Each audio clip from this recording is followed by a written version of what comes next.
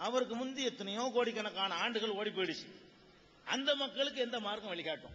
இது லாஸ்ட்ல வந்த மார்க்கம் தான். இன்னைக்கு சொல்ல போனா உலகத்தில் இருக்கக்கூடிய பெரிய மதங்கள் எடுத்துக்கிட்டீங்கன்னா கடைசியா வந்த மார்க்கம் தான் இஸ்லாம்ங்கிறது. கிறிஸ்துவமா இருந்தாலும் இஸ்லாத்துக்கு முந்தினதுதான், புத்த மதமா இருந்தாலும் இஸ்லாத்துக்கு முந்தினதுதான், ஜெயின மதமா இருந்தாலும் இஸ்லாத்துக்கு முந்தின மார்க்கம் தான், சைவம் வைணவம் என்ன மதத்தை எடுத்துக்கொண்டாலும் சரி எல்லாமே இஸ்லாத்துக்கு முந்தி வந்த மதங்களா தான் இருக்குது. இஸ்லாம் தான் கடைசியா வந்ததா இருக்குது. சகோதரருடைய கேள்வி என்னன்னு கேட்டா, இஸ்லாம் 1400 வருஷம் ஆச்சு, இப்பதான் குர்ஆன் வந்திருக்குது, அதுக்கு முந்தி உள்ள மக்களுக்கு என்ன வழிகாட்டுதல் அப்படிங்கிறது கேள்வி.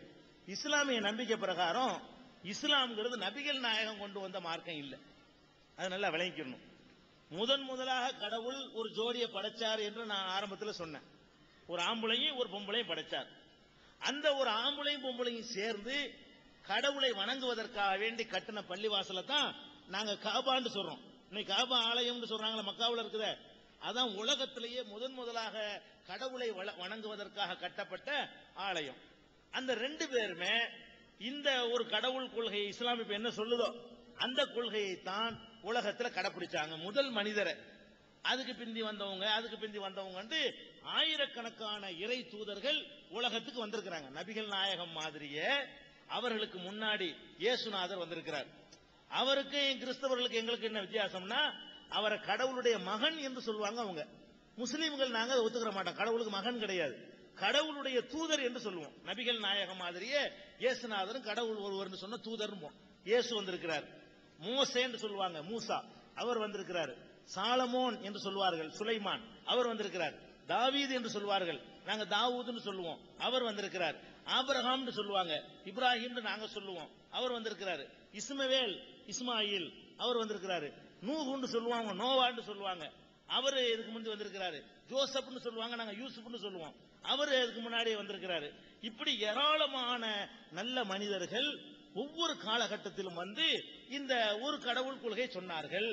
நபிகள் நாயகத்துக்கு முந்தி இயேசு சொன்னார், இயேசுவுக்கு முந்தி மோசே சொன்னார், மோசேவுக்கு முந்தி சாலமோன் சொன்னார், சாலமோனுக்கு முன்னாடி தாவீது ராஜா சொன்னார், அவருக்கு முன்னாடி இஸ்மவேல் சொன்னாரு, ஈசாக்கு சொன்னாரு, யாக்கோபு சொன்னாரு, இப்படியாக பலரும் சொன்னார்கள்.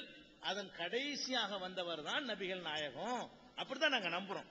அதனாலதான் மோசே, ஈசா எல்லாரையும் நாங்கள் நல்ல மகான்கள், நல்ல மனிதர்கள், கடவுளுடைய தூதர்கள், ஒரு கடவுளை சொன்னவர்கள் சொல்றோம். அதனால இஸ்லாம்ங்கிறது முதல் மனிதருக்கே கொடுக்கப்பட்ட மார்க்கம். அதனுடைய எதுக்கு நிறைய கொடுக்க வேண்டி இருக்குன்னு கேட்டா, இப்ப உதாரணத்துக்கு தான் புரிஞ்சுக்கிறதுக்காக தான். இப்ப என்னைய கடவுளுடைய தூதர் வச்சுக்கிறீங்களா, உதாரணத்துக்காக வேண்டி நான் ஒரு கடவுளை வணங்குங்க போங்கன்னு உங்கள்ட்ட சொல்லுவேன்.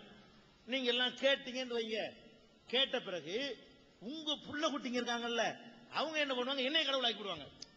நீங்க என்னைய கடவுளுடைய தூதர் தான் நீங்க நினைச்சிருப்பீங்க, அப்படித்தான் என்னைய கருதிருப்பீங்க.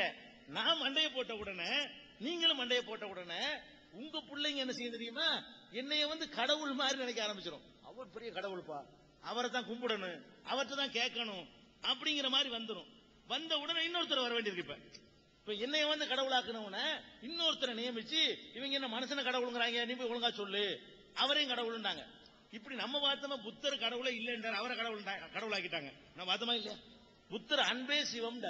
புத்தருடைய கொள்கை என்ன? அன்பே கடவுள், கடவுள்னா ஒன்று கிடையாது, அன்புதான் கடவுள்.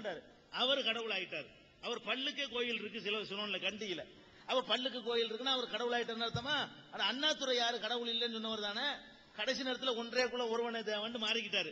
இருந்தாலும் பெரிய ஆன்மீக தலைவர் இல்ல, அவர் கடவுள் ஆயிட்டாரா? பெரியார் கடவுள் இல்லைன்னு எல்லாரும் தெரியுமில்ல, அவருக்கு மாலை மரியாதை இப்ப நடக்குது. இன்னும் 50 வருஷம் கழிச்சா அது ஒரு கோயில் வரதான் போகுது.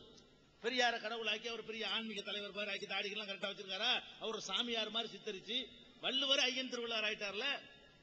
வள்ளுவர ஐயன் திருவள்ளுவர் ஆகும் போது பெரியார் அவருக்கு எவ்வளவு நேரம் ஆகுங்கிற ஆயிரத்தான் போறாரு. இப்படி எல்லாம் வரக்கூடிய நேரத்தில் அடுத்தடுத்து சங்கிலி தொடராக நிறைய பேர் அனுப்ப வேண்டிய நிலைமை ஏற்படுது. அப்படி அனுப்பப்பட்டவர் கடைசியா வந்தவர் நபிகள் நாயகம். நபிகள் நாயகத்துக்கு முன்னாடி நபிகள் நாயகத்தை போலவே ஏராளமான இறை தூதர்கள் வந்து இதே கொள்கை உலகத்திற்கு சொன்னார்கள் என்பது இஸ்லாத்தின் நம்பிக்கை. இந்தியாவுக்கு வந்திருக்கிறாங்க, தமிழ்நாட்டுக்கு வந்திருக்கிறாங்க, உலகத்தில் உள்ள எல்லா பாதிக்கும் எல்லா மொழிகளுக்கும் இறை தூதர்கள் அனுப்பப்பட்டார்கள் என்று குர்ஆன் சொல்லுது. அதனால அது அரபு நாட்டுக்கு மட்டும் அனுப்பப்பட்டார், கடைசியா இவர் வந்தார், அவ்வளவுதான்.